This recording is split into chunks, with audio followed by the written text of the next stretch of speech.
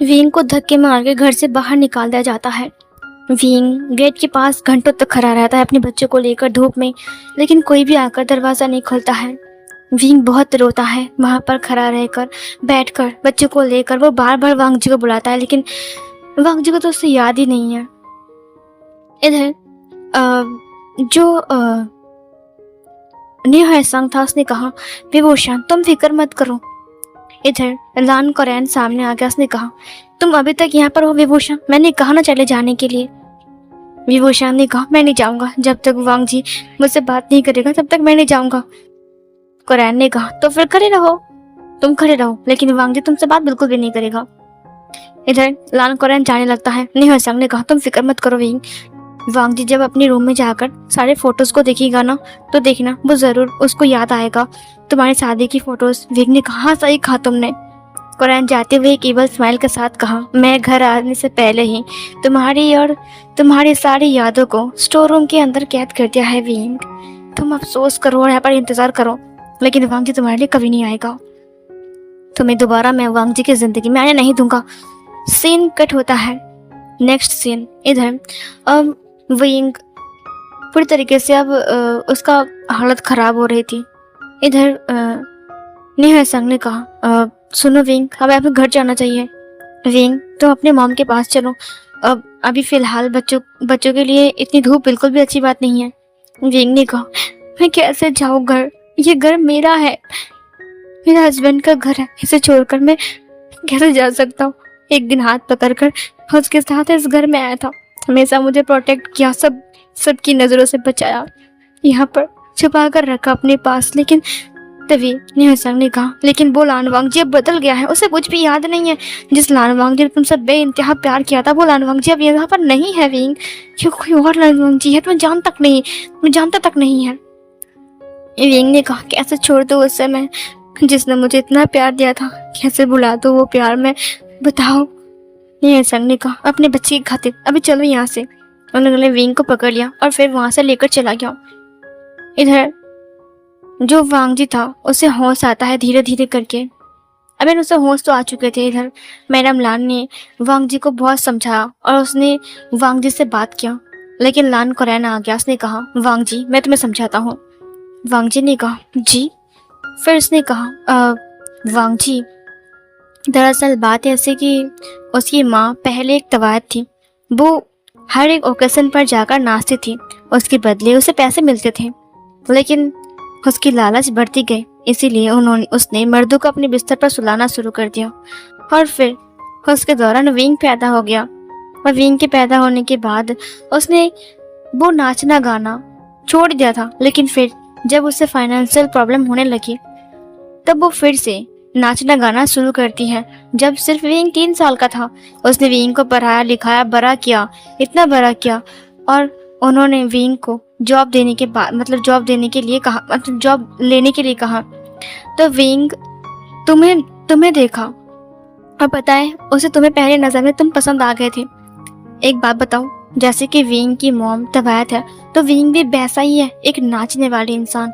विश्वास करो वो मेगा बिल्कुल भी अच्छी नहीं है, वो न जाने कितने के साथ सोता रहता है, और पता है वो बच्चे भी तुम्हारे नहीं है, वो तुम्हें फंसाने की कोशिश कर रहा है, तुम क्यों नहीं समझते।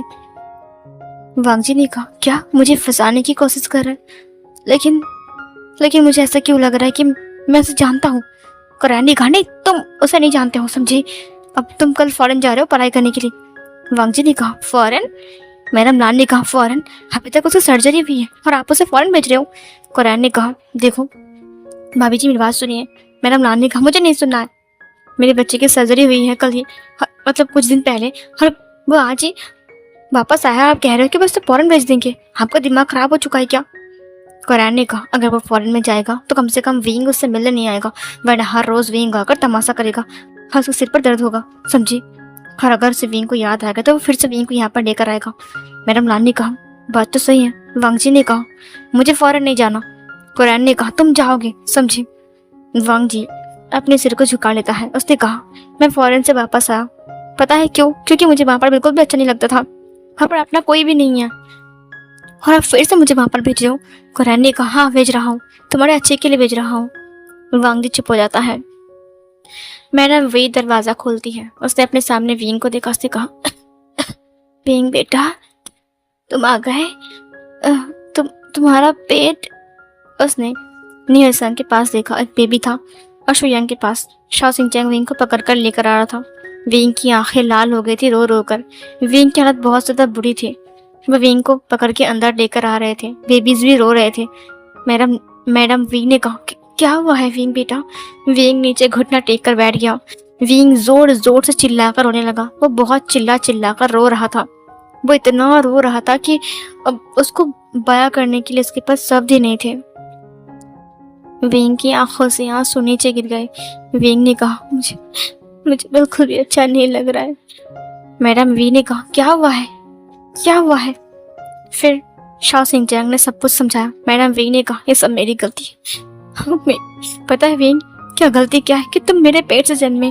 और अगर तुम किसी बड़े खानदान में जन्म लेते तो शायद मिस्टर कोरैन तुम्हें एक्सेप्ट कर लेते। विंग ने कहा, मेरा लानसन मुझे भूल गया है। इससे बड़ी बात में से और कुछ भी नहीं है। कोई मुझे एक्सेप्ट करे या ना करे, लेकिन जिस इंसान की वजह से मैं जी रहा था उस इंसान ने मुझे बुला दिया है। आपको पता है मोमो से कुछ भी नहीं याद, मेरे बच्चे के बारे में भी नहीं। अब मैं क्या करूं? विंग की आंखों में आंसू थे। मैडम लान ने कहा, मैडम वी ने कहा, क्या उसे कुछ भी याद नहीं है? विंग ने कहा, हाँ मॉम। शाओ सिंचैंग ने कहा, वही तो हम आपको समझा रहे हैं आंटी। विंग बैठो। विंग बेहोश हो गया। बच्चे रो रहे थे। मैडम विंग ने कहा, अब थोड़ा सा दूध है, मैं लेकर आता हूँ। वो बच्चों को पिलाती है। विंग को धीरे धीरे होश आता है। निहल संग ने कहा, अब फिक्र मत कीजिए, हम विंग के साथ हैं। आप बिल्कुल भी फिक्र मत कीजिए। जब तक विंग ठीक नहीं हो जाता तब तक हम विंग के साथ ही रहेंगे। हम विंग के सच्चे दोस्त हैं। निहल संग ने कहा, हाँ सही कहा आपने। हाँ सही कहा तुमने शाओ सिंचैंग। शाओ सिंचैंग ने कहा, हाँ सही कहा तुमने निहल संग। वो सब लोग आपस में बातें कर रहे थे बस ऐसे ऐसे, ठीक है। इधर विभूषण उठकर बैठा। उसने कहा, लानसान तुमने ऐसा क्यों किया तुमने? तुम मुझे क्यों नहीं याद कर पा रहे हो? क्यों अपनी विभूषण को भूल गए हो? मैं फिर से तुमसे बात करूंगा, फिर से। इधर सुयांग के पास एक कॉल आता है। सुयांग ने कहा, हाँ मैं भी घर जा रहा हूँ। शाओ सिंचैंग, मुझे लगता है कि घर जाना चाहिए। अब डैड ने कॉल किया था। उसने कहा, ओके सुयांग। दरअसल शाओ सिंचैंग और सुयांग की हाल ही में शादी हुई है यहाँ पर, ठीक है। वो लोग हस्बैंड वाइफ है। यहाँ पर सुयांग टॉप है और शाओ सिंचैंग बॉटम है। इधर निहल संग ने कहा, अब ठीक है तो मैं भी घर चलता हूँ तुम्हारे साथ, ठीक है। उसने कहा, अब ठीक है आंटी, ओके बाय। वो सब लोग चले गए। विंग धुंधलाते हुए नजर आता है सब कुछ उसको। वो नीचे आता है, बहकी कदम। मैडम विंग ने पकड़ते हुए कहा, विंग ने कहा, मैं क्या करूं? मैडम विंग ने कहा, तुम फिक्र मत करो, मैं कोरैन से जाकर बात करूंगा। विंग ने कहा, मेरी बात ही नहीं मान रहे वो, और आप जाकर बात करोगे? आपको लगता है कि वो लोग मानेंगे? मैडम विंग ने कहा, हाँ वो मानेंगे, जरूर मानेंगे। मैं उनसे कहूंगा, जरूरत पड़े तो मैं उनके पैर पकड़ लूंगा। विंग ने कहा, नहीं मॉम, आप ऐसा मत कीजिए। मेरी वजह से मैं आपको इतना गिरते हुए नहीं देख सकता। मैडम विंग ने कहा, मैं चाहता हूँ कि तुम खुश रहो। वांग जी तुमसे कितना प्यार करता था, अचानक से उसे क्या हो गया है? उस एक्सीडेंट ने सब कुछ तोड़कर रख दिया है। विंग पूरी रात रोता है। उसे बिल्कुल भी नींद नहीं आ रही थी। इधर वांग जी को फिर से वही नाइटमेयर्स आते हैं। वांग जी पूरी रात सो नहीं पाता है। उसे बार बार विंग की चीखें, रोने की साउंड, चिल्लाने वाले साउंड सुनाई दे रहे थे। उसे बिल्कुल भी अच्छा नहीं लगा। उसने कहा, मुझे हुआ क्या है? क्यों मुझे एहसास हो रहा है कि मैं कुछ गलत कर रहा हूँ, लेकिन मैं क्या गलत कर रहा हूँ मुझे कुछ नहीं पता। सीन शिफ्ट होता है। इधर अगले दिन सुबह शुयांग को पता लगता है कि वांग जी फॉरेन जा रहा है पढ़ाई करने के लिए। कोरैन उसके साथ उसको लेकर जा रहा है, ठीक है। इधर वो उसको उल्टा पुल्टा समझाएगा और फिर ऑफिस के काम में लगा देगा। जरूर ऐसा ही होगा उसके साथ। जब विंग को पता चलता है, विंग ने कहा, नहीं वो ऐसा मुझे छोड़कर नहीं चल सकता है।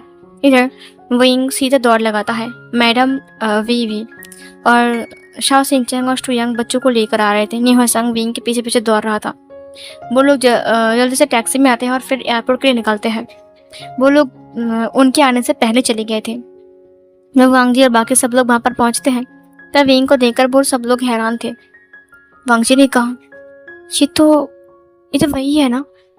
तुरंत विंग आकर वांगजी के हाथ को पकड़ते हुए कहा, लानजान तुम कहाँ जा रहे हो, क्यों जा रहे हो? वांगजी ने अपने आंख को ब्लिंक किया। उसने कहा, इसकी आवाज और वो नाइटमेयर की आवाज बिल्कुल सेम है। क्या मैं जानता हूँ इसे? क्या ये सच कह रहा है? विंग ने कहा, लानजान इधर देखो। वांगजी ने कहा, लेकिन मुझे बिल्कुल भी याद नहीं आ रहा इसके बारे में। कहीं इसने मेरे ऊपर कोई मैजिक तो नहीं किया है ना? उसने विंग की तरफ देखते हुए कहा, जी। विंग ने वांगजी की तरफ देखते हुए कहा, लानजान और कितना बोल, मेरी आंखों में देखो, इन बच्चों को देखो, तुम्हें कुछ भी नहीं याद आ रहा है। तुम क्यों जा रहे हो मुझे छोड़कर? मैं जीते जी मर जाऊंगा, मैं कैसे जीऊंगा? बताओ, मर जाने का मन कर रहा है, लेकिन बच्चों को देखकर कुछ भी याद नहीं आ रहा है। लानजान, उसने उसकी फेस को पकड़ते हुए कहा, एक बार मेरी तरफ देखो, प्यार से देखो, तुमको सब याद आ जाएगा। वांगजी ने कहा, आई एम सॉरी, देखिए आपको कोई गलतफहमी हो रही है। आप जिसे ढूंढ रहे हो मैं वो नहीं हूँ, और ये बार बार मुझे लानजान बुलाना बंद कीजिए। मुझे पसंद नहीं कि कोई मुझे लानजान बुलाए, मेरी बर्थ नाम से बुलाए। मेरे घर वाले भी नहीं बुलाते हैं, ये नाम सिर्फ मैंने अपनी खास इंसान के रखा है। विंग ने कहा, मैं ही तो वो खास इंसान हूँ, तुम क्यों नहीं समझते हो? कुरैन ने विंग को धक्का देते हुए कहा, दूर रहो उससे, समझे तुम दवायत कहीं के। इधर मैडम वी सामने आ गई, हाथ जोड़ते हुए कहा, मिस्टर कुरैन, जो कुछ भी हुआ है मैं जानता हूँ कि उन सब का फायदा उठा रहे हो आप लोग। आपको विंग पर तरस नहीं आ रहा है? वो कितना इनोसेंट है। कुरैन ने कहा, इनोसेंट? और ये तुम्हें क्या लगता है मैं भूल गया हूँ कि आज से 9 महीने पहले क्या हुआ था? विंग एक जगह पर नाचने गया था और तुम कहते हो कि विंग बदल गया है। वांगजी ने तुरंत कुरैन की तरफ देखते हुए कहा, क्या कहा आपने? आपको कैसे पता कि ये नाचने गया था? कुरैन ने कहा, अब मैं जानता हूँ ना, बहुत पहले से तुम्हें फंसाने की कोशिश कर रहा है वांगजी। वांगजी ने कहा, लेकिन कुछ दिन पहले तो फॉरेन से वापस आया हो ना? उसे कहा, कुछ दिन से ही तो कर रहा है वो। वांगजी ने कहा, क्या? कुरैन ने कहा, हाँ, अब मैं जानता हूँ इसे। वांगजी, ये वैसा है और ये उसका बेटा विभूषण। वांगजी ने मैडम वी की तरफ देखा। मैडम लान ने कहा, आपको शर्म नहीं आती है एक नाजायज बच्चे को मेरे बेटे के सिर पर टांगने की? आपको पता भी है कि इसका फादर कौन है? न जाने कितने मर्द से सोए होंगे। तुरंत मैडम वी ने मैडम लान से देखते हुए कहा, प्लीज ऐसा मत कीजिए, ऐसा मत बोलिए, मैं किसी के साथ नहीं सोया। तभी मैडम लान ने कहा, अच्छा अगर नहीं सोया तो बताइए आपकी शादी कब हुई और इसका बाप कौन है? विभूषण बिल्कुल शांत हो गया। उसने कहा, मॉम। मैडम वी ने कहा, मुझे नहीं पता। तभी मैडम लान ने कहा, हाँ वैसा हो ना, इसीलिए नहीं पता। वैसे सच कहो तो तुम जैसे औरत हो ही ऐसे, किसी दिन अपने दामाद के साथ सो जाओगी। तभी मैडम वी ने मैडम लान को थप्पड़ मारते हुए कहा, बस कीजिए, मैंने वांगजी को हमेशा अपने बच्चे की नजर से देखा है और मैं अब वो ऐसा काम नहीं करता हूँ। मैं अब मेहनत की जिंदगी जी रहा हूँ। ये सुनकर उन्होंने कहा, तुम्हारी हिम्मत कैसे हुई थप्पड़ मारने की? विंग ने रोकते हुए कहा, प्लीज मॉम रुक जाइए। आप लोग झगड़ा क्यों कर रहे हो? यहाँ पर मैं लानजान से बात करने आया हूँ। अब लानजान तुम मेरी बात सुनो। तभी मिस्टर कुरैन ने कहा, देखा ना तुमने वांगजी, किस कदर से इस दवायत ने, इस वैसा ने तुम्हारी मॉम को थप्पड़ मारा। झूठ क्या कहा था? अगर ने पता ही है कि विंग का फादर कौन है तो बताने के वाला कहो। मैडम वी नजर को झुकाते हुए कहा, मैं नहीं बोल सकता। मैडम लान ने कहा, क्यों नहीं बोल सकते? या फिर याद ही नहीं है कि वो मर्द कौन था? मैडम वी ने कहा, बस कीजिए, बस बहुत हो गया है। उसने कहा, इतने मर्द को सुलाया कि उसे याद ही नहीं कि कौन सा विंग का बाप है। मैडम वी ने आंखें बंद कर ली। उसने कहा, ये सब मेरी गलती है, मेरी गलती की सजा मेरे बेटे को मत दीजिए। मेरा विंग बिल्कुल भी ऐसा नहीं है। लान कुरैन ने कहा, विंग बिल्कुल ऐसा है, क्योंकि विंग एक जगह पर नाचने गया था। 1 बार नहीं, 2 बार नहीं, 3 बार मैंने अपनी आंखों से देखा है उसे नाचते हुए। और तुम्हें क्या लगता है कि मैं झूठ बोल रहा हूँ? मेरे पास प्रूफ भी है, ये देखो। उसने वीडियो बाहर निकाला। उसने कहा, ये देखो विंग कैसे नाच रहा है और दूसरे अल्फाज उसे कैसे लस्ट भरी निगाह से देख रहा है। एक तवायत का बच्चा तो तवायत होता है ना। ये सुनकर विंग ने कहा, बस कीजिए, बस बहुत हो गया है। आप ये सब बोलना बंद कीजिए मेरी मॉम को। कुरैन ने कहा तुम्हारी मॉम नाचने वाली बाई थी, अब तुम भी नाचने वाले बन चुके हो। विभूषण, तुम्हारी मॉम वैसा थी, हर लोगों को अपने बिस्तर पर लेकर आती थी, शायद तुम भी वैसे ही होंगे।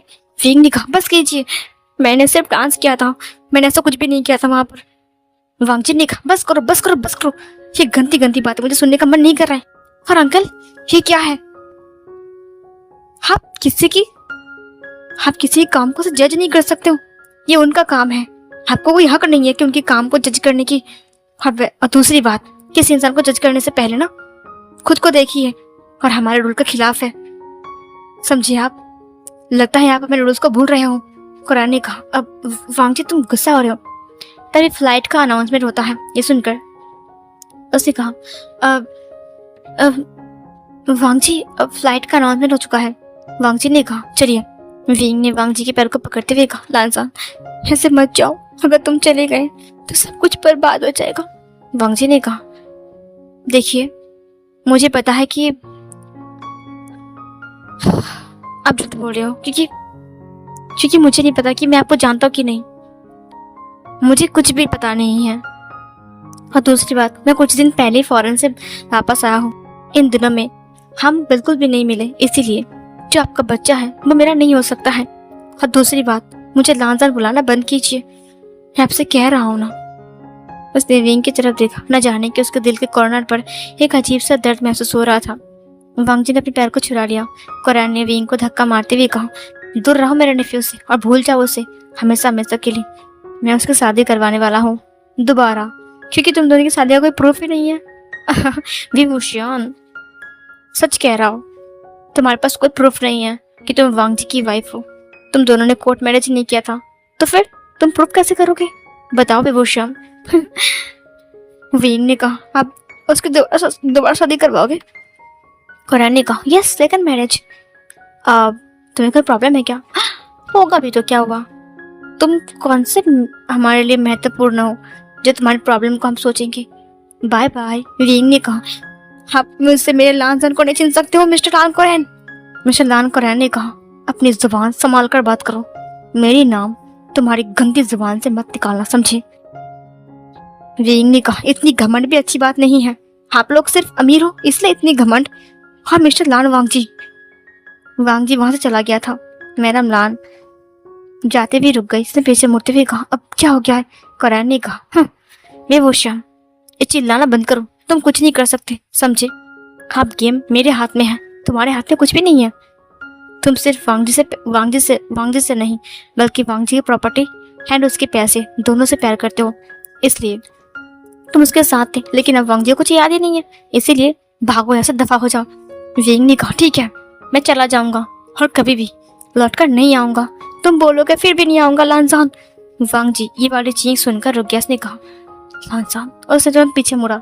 विंग ने कहा वांगजी तुम मुझे बुलाओगे लेकिन मैं फिर भी नहीं आऊंगा, समझे? तुम दोबारा मेरे पास कभी मत आना। अगर तुम मुझे थोड़ा सा टाइम नहीं दे सकते तो मेरे पास भी तुम्हारे लिए कोई टाइम नहीं है। वांगजी ने कहा क्या? लेकिन मैं तुम्हारे पास टाइम लेने क्यों जाऊंगा? विंग ने कहा मिस्टर लान कुरैन मेरी बात कान खोलकर सुन लीजिए, आपने कहा था ना कि ये विभूषण कुछ नहीं कर सकता है। एक दिन अगर आपके और आपके नेफ्यू को घुटना टेकने के लिए मजबूर नहीं किया विभूषण ने अपने सामने, तो मेरा नाम भी विभूषण नहीं है। कुरैन ने कहा हाँ जाओ जाओ, बड़ी बड़ी बातें, तुम्हें क्या लगता है हम तुम्हारे आगे आकर घुटना टेकेंगे? तुम्हारा दिमाग खराब है क्या? चलो यहाँ से। वो सबको लेकर चला गया। विंग ने कहा प्रॉमिस करता हूँ मैं लान वांगजी और लान कुरैन दोनों आकर मेरे सामने घुटना टेकेंगे, देखना मैं प्रूफ कर दूंगा, यह विभूषण का वादा है। कुरैन ने कहा चैलेंज एक्सेप्टेड, ऐसा दिन कभी नहीं आने वाला है, समझे? विंग की आंखों में आंसू थे, वो नीचे गिर गया। निहुसंग ने पकड़ते हुए कहा विंग संभालो। विंग ने कहा लानजान भी मुझसे बात नहीं की, एक बार के लिए उसे जरा सा भी मेरी फिक्र नहीं होती है। निहुसंग ने कहा क्योंकि वो तुम्हारे बाबा से कुछ बोल चुका है। विंग ने कहा मैं क्या करूं? वो बहुत रो रहा था, बहुत ज्यादा, बच्चे भी अपने पास थे। विंग घर आता है, वो घर में आकर बहुत गुस्से में था, खास करके लान कुरैन के ऊपर। वो हमेशा उसे और उसकी मॉम को जज करता रहता है, उसे कोई हक नहीं है उसे और उसकी मॉम को जज करने की। उसकी हिम्मत कैसे हुई उसकी मॉम को ऐसा वैसा बोलने की। उसे बहुत ज़्यादा गुस्सा आ रहा था, लेकिन वो कुछ कर भी नहीं सकता है क्योंकि उनके पास पैसा है, पावर है, सब कुछ है, लेकिन विंग के पास कुछ भी नहीं है। विंग के टूटे हाथ और टूटा दिल के साथ विंग बस चुपचाप बैठा हुआ था। बच्चे रोए जा रहे थे, स्टिल रो रहे थे बच्चे, लेकिन मैडम वी ने संभाला।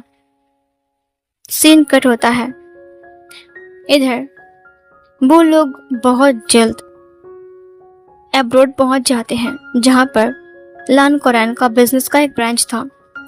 लान कोरैन आकर अपने असिस्टेंट से बात करता है और फिर वो बिजनेस के बारे में बात करता है।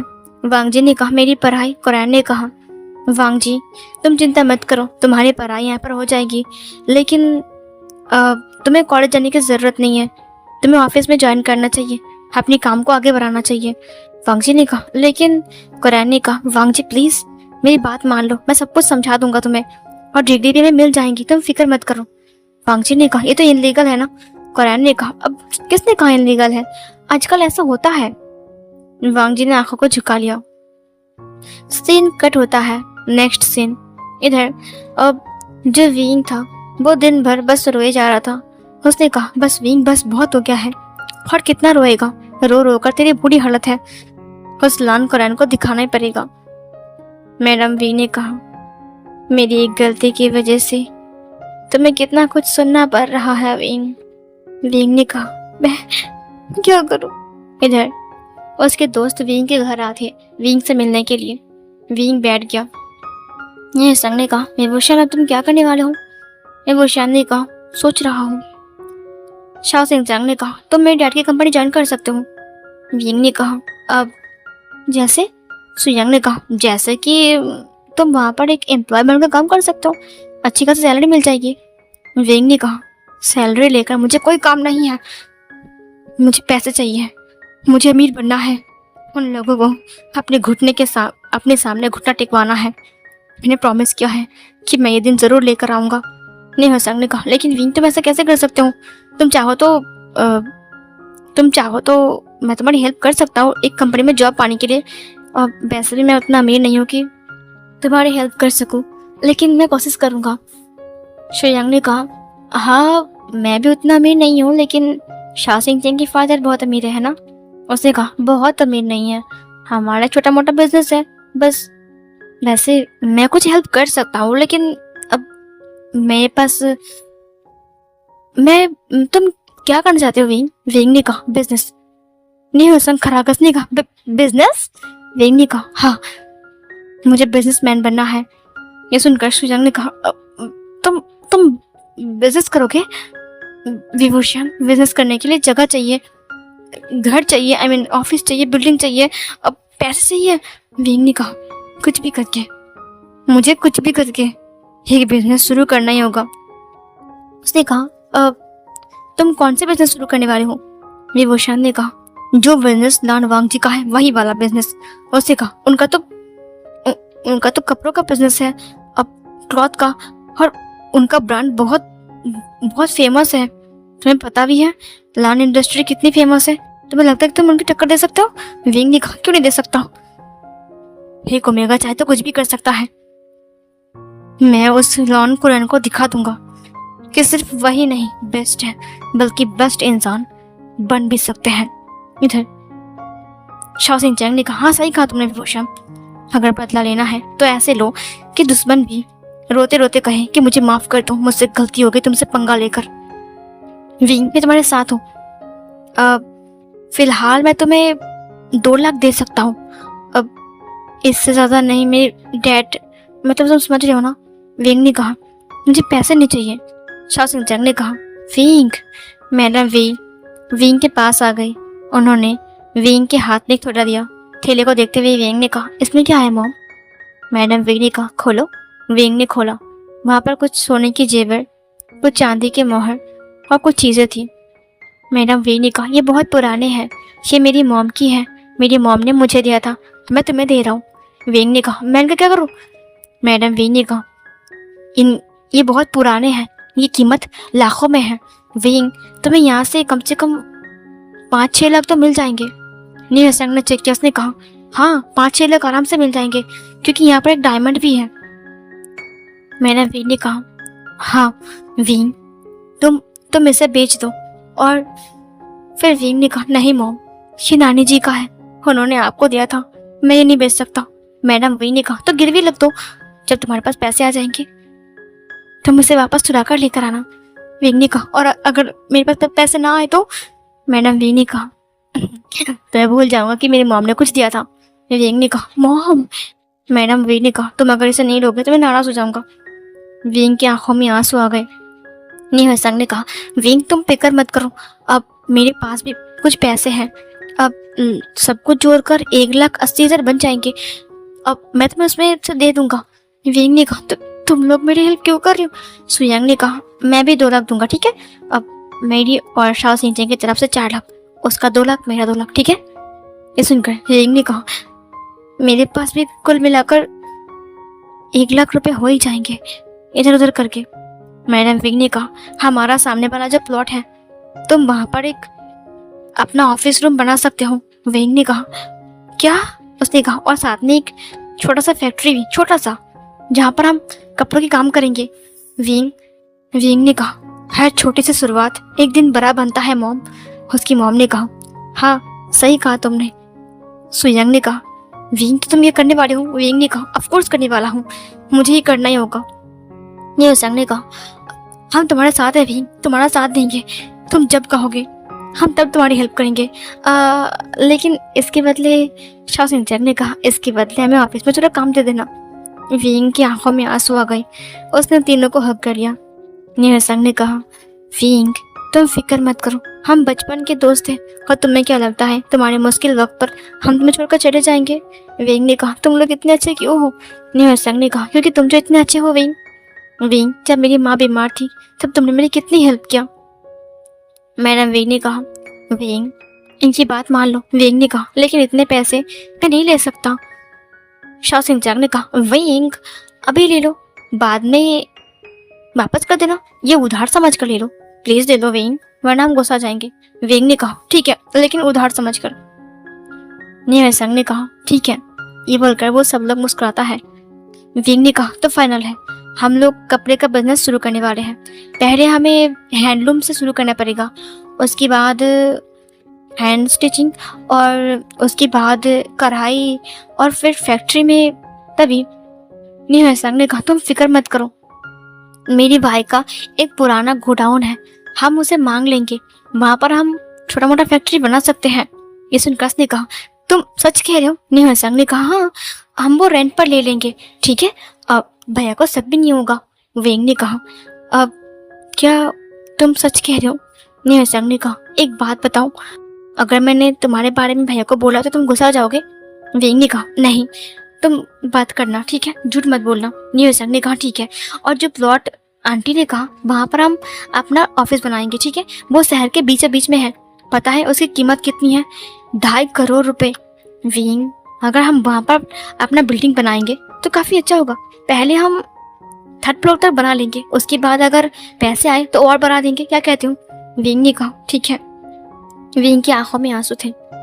शाओ सिंचन ने कहा यार सब कुछ सिलेक्ट हो गया, प्लॉट, बिल्डिंग्स, फैक्ट्री, अब ये बताओ बिजनेस का नाम क्या होगा? सुयांग ने कहा वी। तभी विंग ने कहा नहीं, वी नहीं। निहसंग ने कहा I mean I am Vibhushan. Wing ने कहा नहीं। तभी शाओ सिंचन ने कहा तो फिर क्या? विंग ने कहा इलिंग कॉर्पोरेशन। ये सुनकर उसने कहा इलिंग कॉर्पोरेशन, ये कितना अजीब नाम है। विंग ने कहा हाँ यही होगा मेरी कंपनी का नाम, मैं चाहता नहीं हूँ कि लान कोरेन को पता चले कि ये कंपनी मेरी है, इसीलिए मेरा कोई नाम पहचान यहाँ पर नहीं रहेगा। और दूसरी बात, आज से मैं विभूषण नहीं इलिंग पेट्रियाक हूँ। ये सुनकर शाओ सिंचन ने कहा तुम अपना नाम भी हाइड रखोगे? विंग ने कहा सही कहा तुमने। शुयांग ने कहा तुम फिक्र मत करो, तुम्हारी पूरी आइडेंटिटी चेंज मैं कर सकता हूँ, जान पहचान के लोग हैं। विंग ने कहा थैंक यू सो मच। इधर दूसरे साइड से शाओ सिंचन ने कहा तुम चिंता मत करो, गांव में मेरे बहुत सारे रिश्तेदार हैं, हम उन्हें हैंडलूम के लिए बुला लेंगे और कपड़े भी वही लोग लेकर आएंगे, बस उन्हें मंथली पैसे दे देंगे, ठीक है? विंग ने कहा, थैंक यू सो मच शा सिंचन। सुयांग ने कहा, तो फिर अब हम एक काम करते हैं, अब कंस्ट्रक्शन के लोगों को बुला लेते हैं, क्या कहते हो? विंग ने कहा, अब जरूर। सुयांग ने कहा, वो काम मैं देख लेता हूँ। शा सिंचन ने कहा, मैं एक काम करता हूँ, जो हैंडलूम के लोग हैं मैं उनसे बात कर लेता हूँ और उन्हें यहाँ पे बुला लेता हूँ, ठीक है? और तो और जो निहोसंग ने कहा, गोदाम की बात साफ करने की जिम्मेदारी मेरी है। निहोसंग ने कहा, ठीक है, मैं बैनर बना लेता हूँ और टैग भी, ठीक है? विंग ने कहा, थैंक यू। मैं क्या करूँ? निहोसंग ने कहा, तुम बच्चों को ध्यान से देखो और उन्हें खिलाओ पिलाओ, ठीक है? मैं अभी आता हूँ। सब लोग चले गए। मेरा वी ने कहा, विंग देखा तुमने, ये लोग तुम्हारी कितनी हेल्प कर रहे हैं? विंग ने कहा, हाँ मॉम, सही कहा आपने। उसने मैडम वी की तरफ देखते हुए कहा, तुम्हें पता भी नहीं है वी कि तुम कौन हो, और अगर तुम्हारी असली आइडेंटिटी सामने आ जाए ना तो सब लोग अपने आप ही तुम्हारे सामने घुटना टेक देंगे। सीन कट होता है। ऐसे करते करते कुछ दिन बीत गए। विंग ने अपने बच्चों की नामकरण किया। एक मंदिर में जाकर एक का नाम आईवान रखा और दूसरे का नाम सिचुए रखा। वो दोनों मेल ओमेगा थे और काफी ज्यादा क्यूट बनते जा रहे थे दिन ब दिन। और इधर वांग जी को फॉरेन में भी नाइटमेयर्स आ रहे थे, बार बार विंग की बात। अब उसे विंग का चेहरा भी नजर आ रहा था, उसे बिल्कुल भी अच्छा नहीं लग रहा था। वो लान कुरैन के पास जाते हुए कहा, अंकल। कुरैन ने कहा, अब क्या हुआ है? वांग जी ने कहा, आप मुझसे कुछ छुपा रहे हो ना? ये सुनकर कुरैन ने कहा, छुपा रहा हूँ? क्या छुपा रहा हूँ? वांग जी ने कहा, विभूषण। ये सुनकर कुरैन ने कहा, नहीं विभूषण दोबारा नहीं, बिल्कुल नहीं, बिल्कुल नहीं, नहीं नहीं नहीं नहीं। इधर मैडम लान ने उसे देखते हुए कहा, क्या हुआ है वांग जी बेटा? वांग जी ने कहा, मॉम, मुझे रात को नाइटमेयर्स आती हैं। वो विभूषण आकर मेरी नींद में रोता है, मेरे सपनों में। मैं उसे देखकर मुझे उससे सहन नहीं हो रहा, मैं डिप्रेशन में जा रहा हूँ। ये सुनकर मैडम लान ने कहा, अब वांग जी बेटा तुम फिक्र मत करो, वो ना तुम्हारी उसकी बात है ना तुम्हारे दिमाग पर कुछ ज़्यादा बैठ गई है, इसलिए तुम सोच रहे हो। वांग जी ने कहा, नहीं मॉम, मैं फॉरेन में आया 2 महीना हो चुका है, लेकिन मैं इस चीज़ को कभी नहीं भूल पा रहा हूँ। मुझे वापस जाना है। ये सुनकर मैडम लान ने कहा, वापस क्यों? कुरैन ने कहा, क्यों वापस जाना है तुम्हें? वांग जी ने कहा, मुझे वापस जाना है और सच्चाई जाननी है। ये सुनकर मिस्टर कुरैन ने कहा, बिल्कुल भी नहीं, तुम वापस नहीं जाने वाले, समझे? वांग जी ने कहा, मैं जाऊंगा। उसने अपने आप को दिखाते हुए कहा, मैं लान वांग जी अपनी मर्जी की मालिक बनना चाहता हूँ। आप मुझसे कुछ छिपा रहे हो अंकल? क्यों छिपा रहे हो? किसने छिपा रहे हो?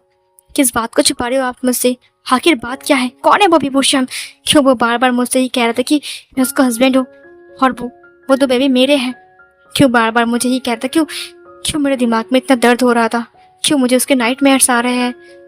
कहीं वो सच तो नहीं बोल रहा था ना? कुरैन ने कहा, अब तुम्हारा दिमाग खराब हो चुका है क्या? जो कुछ याद है उसके बारे में बताओ।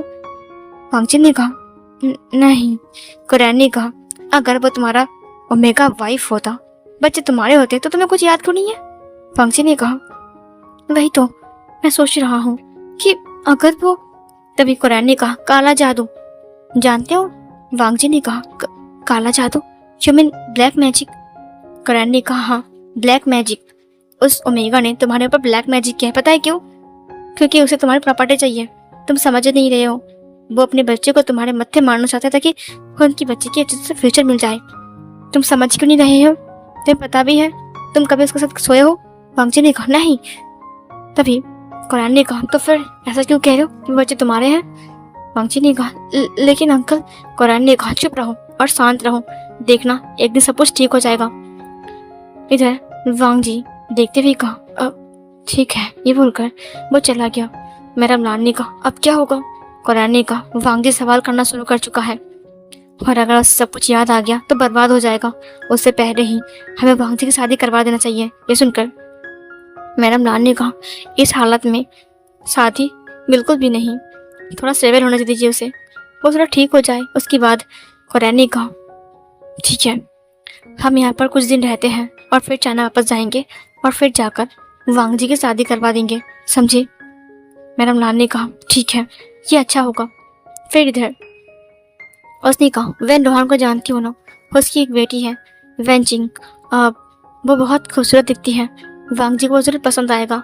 मैं उनसे बात कर लूँगा, ठीक है, और उनके एंगेजमेंट भी हम अब्रॉड में करवा देंगे। ये सुनकर मैडम लान ने कहा अब ठीक है। सीन कट होते हैं। इधर विंग ने अपना काम शुरू कर दिया था। विंग ने उन सारे हैंडलूम के कपड़े जो कि थे वो सब कुछ वो रेडी कर रहा था। विंग अपने हाथों से डिज़ाइन बना रहा था और अपने बच्चों को भी संभाल रहा था। इसमें उसकी मम्मी भी हेल्प कर रही थी। इधर विंग कुछ डिज़ाइनिंग की चीज़ें लेने के लिए अपने दोस्तों के साथ बाहर गया था। अब वो उनके दोस्त नहीं रहे, बिजनेस पार्टनर बन चुके हैं। तो सब लोग मिलकर अब कुछ चीज़ें लेने गए थे जो कि डिज़ाइनिंग के लिए बहुत ज़्यादा हेल्प होने वाली है। कुछ मशीन भी वो लोग लेकर आए थे जो कि उनकी फैक्ट्री के लिए बहुत ज़्यादा काम में आएंगे।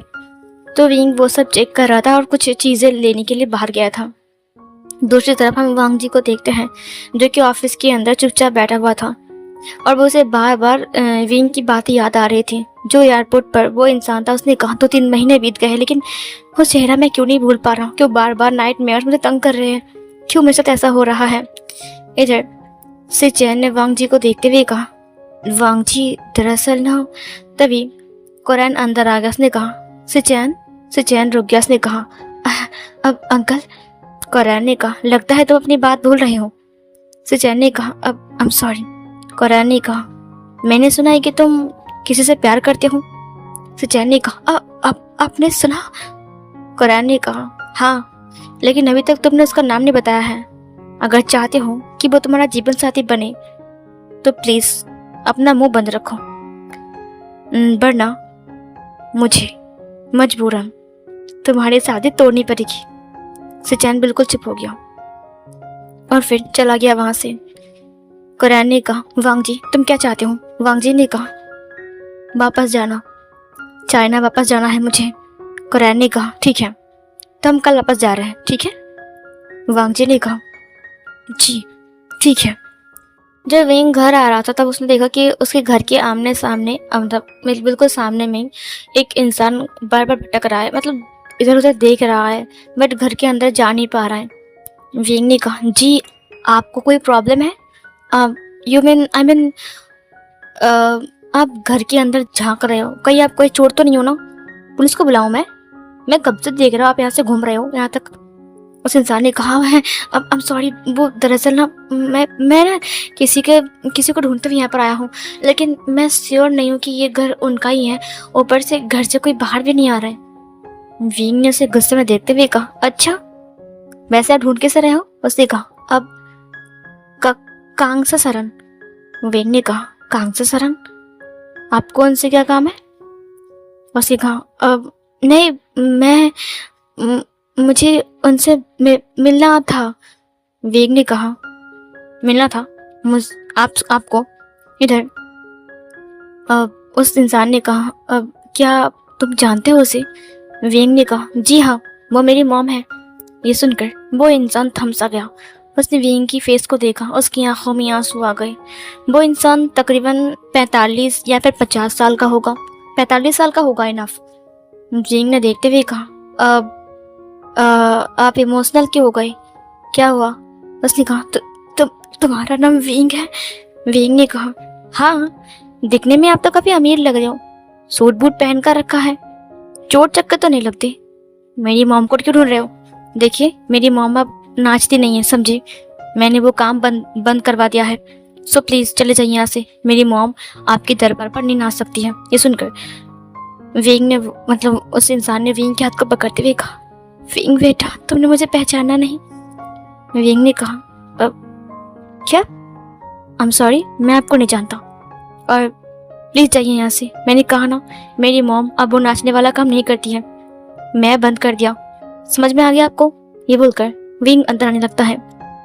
वो इंसान विंग के पीछे पीछे आते हुए कहा तुम सच में विंग हो ना, तुम कितने बड़े हो गए हो। उसने विंग को फिर से पकड़ लिया, कंधों को पकड़ते हुए कहा कंधे चौड़े हो गए, सीना चौड़े हो गई, तुम्हारी फेस, तुम्हारी जॉ लाइन शार्प हो गई, तुम कितने खूबसूरत बन गए हो विंग। तुम जब सिर्फ 3 साल के थी तभी। विंग ने कहा 1 मिनट रुकिए, आप मुझे जानते हो, वैसे आप हो कौन।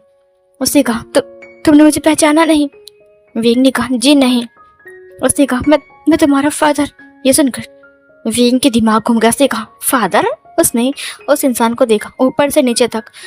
उस इंसान ने एक ब्लैक कलर का कोट पहना हुआ था, उसके अंदर एक वाइट कलर का शर्ट, उसने एक महंगा ट्राउजर पहना हुआ था, वो कोट पर गुच्ची का टैग लगा हुआ था। विंग ने उसकी गगल्स पर देखा जो कि काफ़ी ज़्यादा महंगे थे।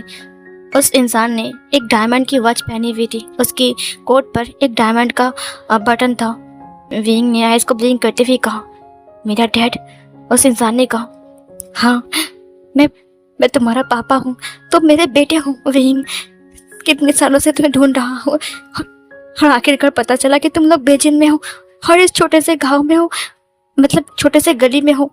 इस जगह पर मैं 2-3 दिन से आ रहा हूँ, लेकिन एक दिन आया तो घर बंद था और कल आया तो कल भी घर बंद था, लेकिन आज देखा कि घर खुला हुआ है लेकिन कोई बाहर नहीं आ रहा है। विंग ने कहा आपकी हिम्मत कैसे हुई?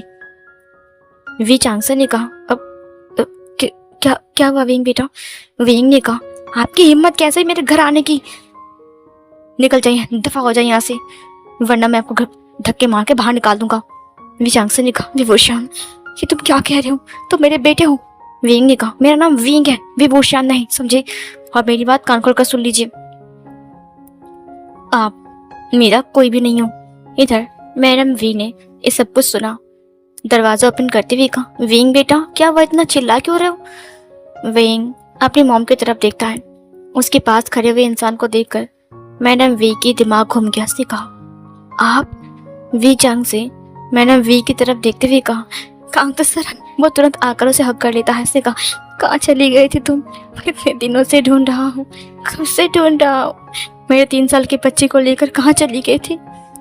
उसने कहा मैं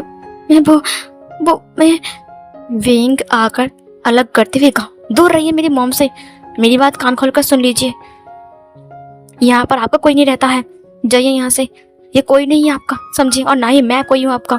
और मेरी बात कान खोलकर सुन लीजिए, अगर दोबारा आप मेरी मॉम के करीब आएंगे ना तो मुझसे बुरा कोई और नहीं होगा, मैं आपका जान ले लूंगा। आपको पता है आपकी वजह से मेरी मॉम को क्या क्या सुनना पड़ता है? मुझे सब लोग नाजायज कहते हैं सिर्फ आपकी वजह से। और आपको पता है मेरी मॉम को सब लोग कितनी भली बुरी बातें कहते हैं। इस मोहल्ले में मेरी मॉम को रोजाना कितनी बातें सुननी पड़ती हैं, आपको पता भी है।